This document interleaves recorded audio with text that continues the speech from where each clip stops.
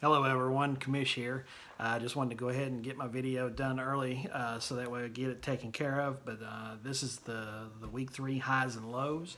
So I want to cover a few things. I'll try to be quick, but man, there was a lot to happen this week. So around the NFL, I mean, we had a lot of big games.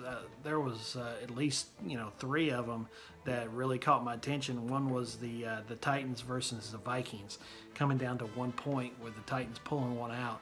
That was a really good game. The Rams and the Bills, Dallas, the Cowboys and the Seahawks. All of those games were very close, very good games. And even though there was some other ones that weren't quite as close, still a lot of good football this weekend to watch. But I'll tell you what, not to be tooting the horn, but I mean, what about Mahomes, man? Him and Russell Wilson right now are like flawless quarterbacks. So.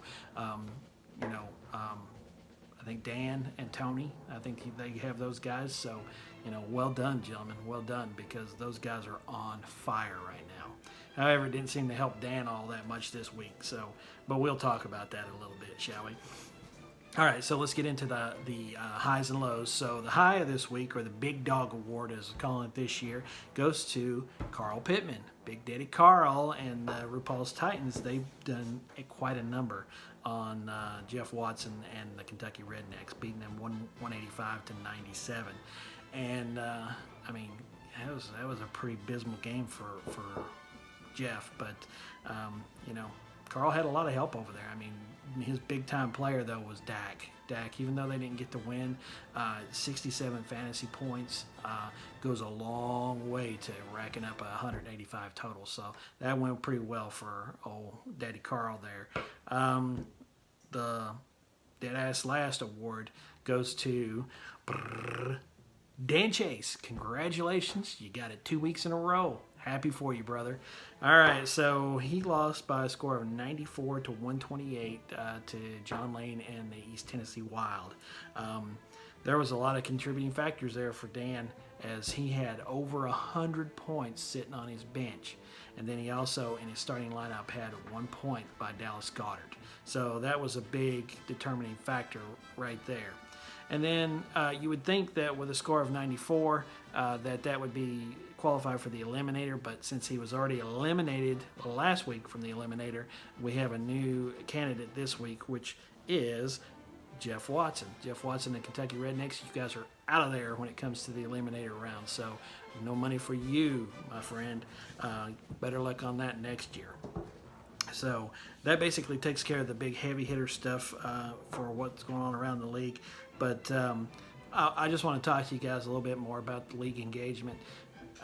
Things are really a lot better than they have been in the last few years. I see a lot of posts. I see a lot of chit chat back and forth. Some more chatter on the league page. That does the old commissioner's heart pretty good, seeing that kind of stuff, knowing that everybody's involved and really enjoying it. Some a little louder than the others. Rookie, won't say any names, but sometimes when they get a little loud like that, you got to come up and just smack them in the face, shut them up, and beat them on the field.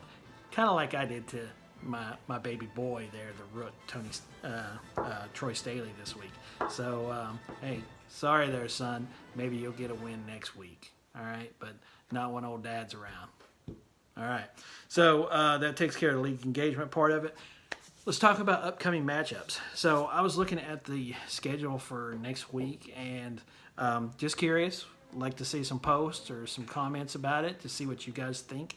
But you got Bo and the Tennessee Big Guns going up against RuPaul's Titans and Carl, 2 heavy hitters. I mean, they've both put up some big numbers over the last couple of weeks.